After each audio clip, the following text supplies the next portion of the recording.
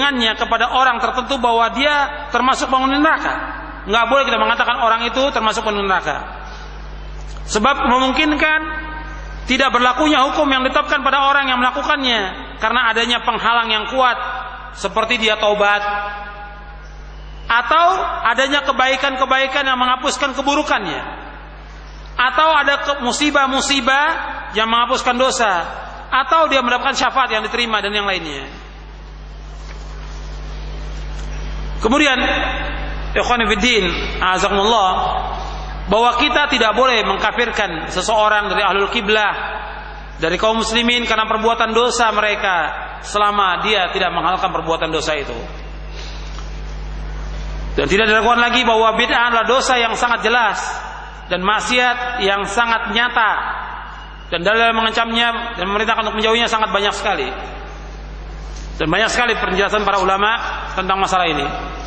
Dan Imam Sufyan Ats-Tsauri mengatakan al-bid'atu ahabbu ila iblis minal ma'siyah wal ma'siyatu yutabu minha wal bid'atu la yutabu minha. Kata Imam Sufyan Ats-Tsauri, bid'ah itu lebih dicintai oleh iblis dari maksiat.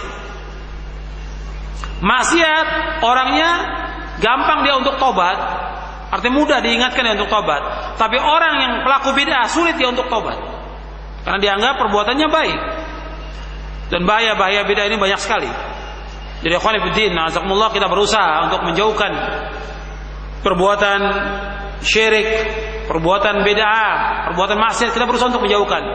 Dan kita mohon kepada Allah agar kita tetapkan di atas Al-Quran wa sunnah ala fahmi salaf, dalam keadaan mentauhidkan Allah, kemudian melaksanakan sunnah-sunnah dan melaksanakan ketaatan kepada Allah SWT. Ya, ini saja yang dapat saya sampaikan dari hadis Irbad bin Sariyah.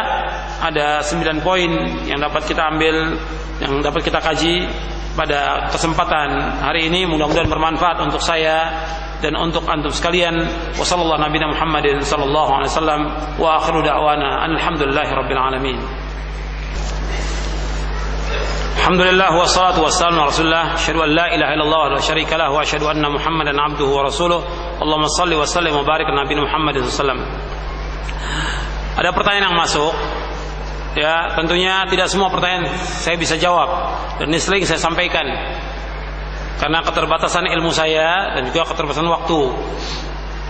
Dan satu orang satu pertanyaan, dan usahakan pertanyaan yang berkaitan dengan materi lebih dahulu. Bagaimana menjawab syubhat tentang bolehnya meminta kekuasaan dengan dalil Nabi Yusuf? Dia tanya kepada orang itu, apakah antum sama dengan Nabi Yusuf? Tentang ilmu, tentang iman, tentang takwa, tentang adab, tentang akhlak. Apa antum sama? Sedangkan jangankan antum, ya, Abu Dzar Al-Ghifari radhiyallahu anhu warda, yang termasuk minas sabiqin al-awwalin. Kata Nabi ketika Abu Dzar minta jabatan, apa kata Nabi kepada Abu Dzar? Abu Dzar, yang orang sudah tahu, orang minas sabiqin al-awwalin, yang dijamin dengan sorga. Innaka dha'if wa innaha amanah wa innaha yaumal qiyamati satakun wa inna satakunu yaumal qiyamati khizyun wa nadama illa man akhadha bihaqqiha wa adda alladhi alayhi fiha. Kata Rasul kepada Abu Dzar, sesungguhnya engkau lemah,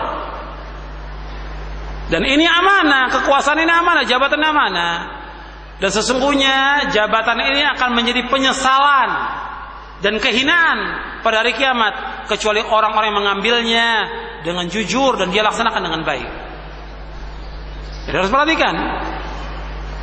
Jadi dia dudukkan dirinya sebagai Abu Dzar lah, jangan Nabi Yusuf, Abu Dzar dulu.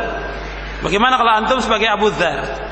Kata Rasulullah, innaha amanah wa innaha satakunu yaumal qiyamati khizyun wa nadama. Jadi orang-orang yang mengatakan bolehnya kita berpolitik, tujuan mereka adalah kursi, jabatan, fulus, itu yang dicari, dunia. Sedangkan Nabi sudah ingatkan, fattaqud dunya wattaqun nisa. Hendaklah kamu hati-hati kepada dunia dan hati-hati kepada wanita, kata Rasulullah. Bagaimana taat kepada ulul amri sedangkan ulul amri tidak melaksanakan syariat Islam? Sekarang untuk bisa melaksanakan syariat Islam ini perlu kepada waktu. Perlu kepada waktu, tidak gampang. Makanya tanya kepada diri antum, antum sudah belum melaksanakan syariat Islam? Dan syariat Islam ini mencakup secara keseluruhan tentang akidah, tentang ibadah, tentang akhlak, tentang muamalah. Bukan syariat Islam itu hanya sekedar qisas atau potong tangan atau cambuk atau rejam, bukan sekedar itu. Syariat Islam semuanya. Makanya disebutkan dalam surah Yusuf, inil hukmu illa lillah amara alla ta'budu illa iyyah. Sesungguhnya hukum itu milik Allah, tidak boleh kalian beribadah melainkan hanya kepada Allah saja. Berarti kalau orang mengatakan bahwa kita wajib menegakkan hukum, pertama kali apa? Tauhid. Inil hukmu illa lillah amara alla ta'budu illa iyyah. Sesungguhnya hukum itu milik Allah dan tidak boleh kalian beribadah hanya kepada Allah. Dalam surah Yusuf Allah berfirman dalam surah Yusuf. Jadi harus menegakkan syariat Islam. Jadi ketika kita menyuruh penguasa untuk menegakkan syariat Islam, kita dulu menegakkan syariat Islam. Dan kalau penguasa itu belum melaksanakan syariat Islam, kita bersabar. Bersabar. Terus kita laksanakan untuk diri kita dan keluarga kita. Karena kita akan ditanya oleh Allah, kenapa kamu tidak laksanakan syariat ini? Kenapa kamu tidak mentauhidkan Allah? Kenapa kamu tidak melaksanakan sunnah? Kenapa kamu berbuat syirik? Kenapa kamu berbuat... Ini akan ditanya oleh Allah pada hari kiamat nanti. Dan Allah tidak akan tanya tentang penguasa kita, siapa penguasa kita. Allah nggak akan tanya. Allah akan tanya tentang diri kita. Allah akan tanya bagaimana kita mengurus istri dan anak kita. Allah akan tanya bagaimana kita mengurus keluarga kita. Allah akan tanya apakah kita mengikuti Rasulullah atau tidak. Dan orang-orang yang mengatakan menerapkan hukum Islam, menegakkan syariat Islam, tanya kepada mereka, antum tegakkan tidak syariat Islam untuk diri antum? Sekarang antum ikut apa? Demokrasi. Demokrasi dari Islam atau bukan? Tanya kepada mereka. Bukan dari Islam. Loh kok antum masuk? Kata menegakkan syariat Islam. Akhirnya apa? Al-ghayah tubaril wasilah.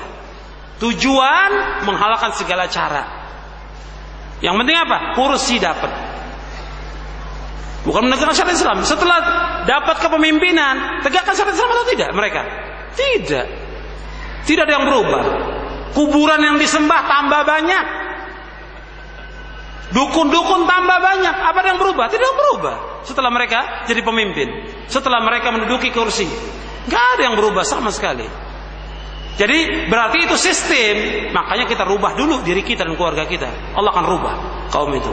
Ini Allah yang berfirman, innallaha la yughayyiru ma biqaumin hatta yughayyiru ma bi anfusihim. Golongan Khawarij menyebutkan bahwa Nabi menyebutkan Khawarij hanya neraka. Karena bagaimana Nabi sebutkan demikian? Ya jelas Nabi sebutkan demikian. Beliau menyampaikan tentang apa yang akan datang dari Allah. Karena beliau bukan berkata dari hawa nafsunya. Wa may yantiqu 'anil hawa in huwa illa wahyu yuha. Dan apa yang dikatakan oleh Rasulullah semuanya benar. Ahlussunnah menjelaskan bahwa kita wajib taat kepada ulil amri. Meskipun ulil amri diangkat dengan cara demokrasi. Sedangkan demokrasi bukan dari Islam. Ini bagaimana? Kewajiban taat tetap taat. Hatta penguasa itu dia mengambil kekuasaan dengan cara kudeta yang tidak boleh menurut syariat Islam. Atau dengan demokrasi, kewajiban kita taat, wajib taat. Urusan dia dengan demokrasi atau dengan kudeta, urusan dia dengan Allah. Urusan mereka dengan Allah. Kewajiban kita taat tetap wajib taat. Sebagaimana kita wajib taat kepada orang tua. Meskipun orang tua dia berbuat zalim, berbuat maksiat, seorang anak tetap wajib taat kepada orang tuanya. Urusan zalimnya orang tua, urusan maksiat orang tua, urusan dia dengan Allah. Kewajiban anak taat tetap kepada orang tua. Perhatikan yang seperti itu. Negara yang ada ini apakah negara Islam? Musia, antum tanya diri antum tinggal di negara mana ini?